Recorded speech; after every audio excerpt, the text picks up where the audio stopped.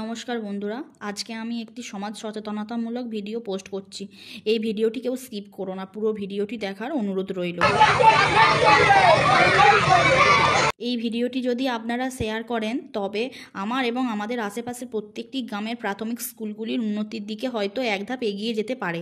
আমার পাশের গ্রাম জায়রের নারকেলসান্ডা গ্রামের প্রাথমিক বিদ্যালয়ের ভিতরে কোনো জল নিকাশির ব্যবস্থা নেই এবং স্কুলের বাউন্ডারির প্রাচীরটিও ভেঙে পড়েছে। তাই সেখানকার মানুষ এবং স্কুলের বাচ্চারা 23 নম্বর রুটটি অবরোধ করেছে। তাদের একটিই দাবি যেন স্কুলটির উন্নতি হয় এবং জল নিকাশির ব্যবস্থা ঠিক করা হয়। তাই এই অবরোধের মাধ্যমে প্রশাসনের কাছে এই বার্তাটি পৌঁছে দিতে চাই।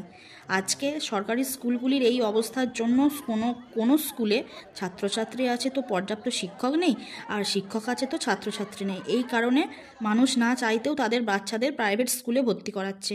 তাই প্রশাসনের কাছে আমাদের অনুরোধ, স্কুলের পরিকাঠামোগুলি ঠিক হলে শিক্ষা ব্যবস্থাও উন্নতি হবে এবং শিক্ষা ব্যবস্থা উন্নতি হলে সমাজেরও উন্নতি হবে। আমার এই ভিডিওটি দেখার জন্য আপনাদের সবাইকে অনেক ধন্যবাদ।